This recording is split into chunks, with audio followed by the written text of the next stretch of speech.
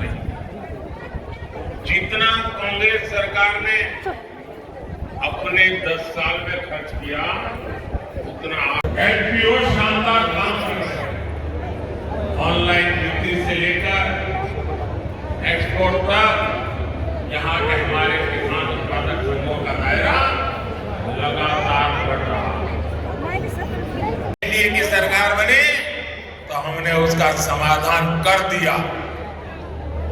हमने cooperative sugar मिलों को 10,000 करोड़ रुपए की राहत दी, यानी पुरानी इनकम टैक्स डिमांड माफ की, कानूनी मामलों का समाधान भी किया। इसका फायदा हमारे गन्ना किसानों को हुआ। मार्च 2023 से शुगर मिलों को हमने 10,000 करोड़ रुपए का विशेष लोन का प्रावधान भी किया। 7.5 लाख रुपए की खरीद की थी, 7.5 लाख करोड़ की। आज 10 साल में 20 लाख करोड़ रुपए की खरीदी हमने करके दिखाई। इससे किसान मुफ्त बिजली भी उपयोग कर पाएगा और बाकी बिजली सरकार खरीदेगी। अब तो मोदी ने हर परिवार के बिजली बिल को जीरो करने का बीड़ा उठाया। पीएम सूर्यघर मुफ्त बिजली योजना बनाने के पीछे यही उद्देश्य है। इसके तहत घर की छत पर सोलर पैनल लगाने के लिए सरकार मदद करेगी, बैंक खाते में पैसा डालेगी। देश की नारी शक्ति की बहुत बड़ी भूमिका है। मोदी गांव की अपनी करोड़ों बहनों को सशक्त करने में जुटा है। 10 वर्ष में हमने 10 करोड़ बहनों को स्वयं सहायता समूहों से जोड़ा है। आज ये बहनें गांव की अर्थव्यवस्था को गति दे रही है। हमारे प्रयासों से कुछ समय के भीतर 1 करोड़ बहनें लखपति दीदी बनी है। आंकड़ा बहुत बड़ा है। 1 करोड़ बहनें मेहनत करके, कमाई करके लखपति दीदी बनी है। और अब मोदी ने गारंटी दी है कि मैं 3 करोड़ बहनों को लखपति दीदी बनाऊंगा। और तभी तो हिंदुस्तान कोने कोने से हर माँ, हर बहन, हर बेटी एक ही बात कह रही है, फिर एक बार मोदी सरकार, फिर एक बार मोदी सरकार, फिर एक बार मोदी सरकार। भाई और बहन, तो उनको मौका मिलेगा तो वो आपका एक्सरे निकालेंगे। आपके लॉकर में क्या पड़ा है, आपके बैंक में क्या खाते में पड़ा है, आपके घर में कितना सोना, कितने पैसे पड़े हैं, ये सारा उसका हिसाब किताब लगाएंगे। और कहते हैं वो हम बांट देंगे, ज्यादा जो है ले लेकर के बांट देंगे। इतना ही नहीं, वो एक ऐसे टैक्स की बात कर रहे हैं।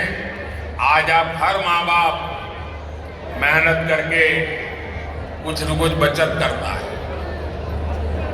अपनी जरूरत को कम करके बचत करता है, क्योंकि उसके मन में रहता है कि मरने के बाद बच्चों को कुछ दे करके जाऊं, अपने संतानों को कुछ दे करके जाऊं। और इसलिए वो कुछ न कुछ बचत करता है। अब ये कहते हैं जो बचत करते हैं आप, उस पर सिर्फ आपके संतानों का हक नहीं होगा, उस पर सरकार का भी हक होगा। और जो भी आपने बचाया है बच्चों के लिए, वो बच्चों को जाने से पहले आधा से ज्यादा सरकार ले लेगी। अगर आपके पास 10 एकड़ की जमीन है, अब आपको 10 एकड़ की जमीन बच्चे को नहीं दे पाएंगे, 5 एकड़ सरकार ले लेगी।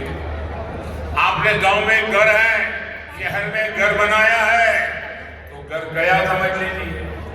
अब मुझे बताइए, आपको ऐसी सरकार चाहिए क्या जो आपकी मेहनत का पैसा लूट ले? ऐसी सरकार चाहिए क्या? आपकी संपत्ति छीन देगा आपका इरादा, ये खतरनाक इरादा है। ये मार्क्सवादियों का विचार है, ये नक्सलवादियों का विचार है। और इसलिए ऐसे लोगों से एक भी आदमी जीत करके दिल्ली नहीं जाना चाहिए। इन सब से आपको कांग्रेस से सतर्क रहने की जरूरत है। और उनके सारे साथी भी ऐसे ही है। साथियों, आज अयोध्या में 500 साल के बाद भव्य राम मंदिर बना। राम मंदिर बनने से हर कोई खुश है। आप खुश है कि नहीं है? अब मुझे बताइए भाई कि अंग्रेजों के जाने के बाद, देश आजाद होने के बाद पहले ही दिन राम मंदिर का काम शुरू होना चाहिए था, नहीं होना चाहिए था? इतने साल क्यों लटका रहा? क्योंकि उनकी वोट बैंक की राजनीति थी। उनके वोट बैंक, पुण्य के हकदार आप है जिनके वोट की वजह से पवित्र काम पूरा हुआ। भाई और बहनों, आपका वोट मजबूत भारत के लिए। बताइए,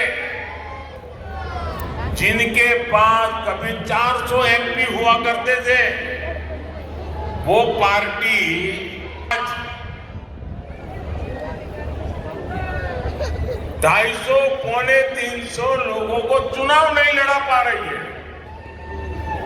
अगर इतनी लड़ा नहीं रहे तो सरकार बनेगी कैसे, जीतेगी कैसे? और इसलिए जो सरकार बनाने के लिए लड़ ही नहीं रहे हैं, तो उनके लिए आपका वोट बर्बाद करने की जरूरत क्या है? और इसलिए मैं आपसे आग्रह कर रहा हूं कि आप वोट दे करके सरकार को मजबूत बनाइए। और आप जब वोट देंगे ना, वो वोट सीधा सीधा मोदी के खाते में जाने वाला है।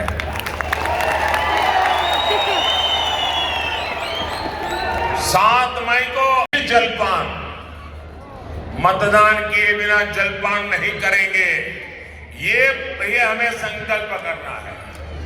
7 मई को मेरे साथी रंजीत नायक निंबालकर जी को आप जो वोट डालेंगे, वो मोदी की शक्ति बढ़ाएगा। माड़ा के लोगों से मेरा एक आग्रह और है, आप इनको तो जिताइए, लेकिन मेरा एक और काम करिए। यहां से जाने के बाद गांव में, मोहल्ले में, परिवार में सबको बताना कि अपने मोदी जी आए थे और मोदी जी ने आपको नमस्कार भेजा है, प्रणाम भेजा है। मेरा प्रणाम पहुंचा देंगे, सभी को मेरा प्रणाम पहुंचा देंगे। मेरे साथ बोलिए, भारत माता की, भारत माता की, भारत माता की। बहुत बहुत धन्यवाद। ठिकाणी मी मनपूर्वक आभार व्यक्त करते आणि या महाविजय संकल्प सभेला उपस्थित असणाऱ्या सन्माननीय रश्मी दीदी बागल यांना मी विनंती करते, तरी कार्यक्रमाचं आभार प्रदर्शन व्यक्त करावं। आजच्या कार्यक्रमाच्या निमित्तानं आपल्या सगळ्यांचे नेते आदरणीय नरेंद्रजी मोदीबाई यांनी आज आपलं इथे मनोगत व्यक्त केलं, आपल्या सगळ्यांना आशीर्वाद दिला, आपल्या सगळ्या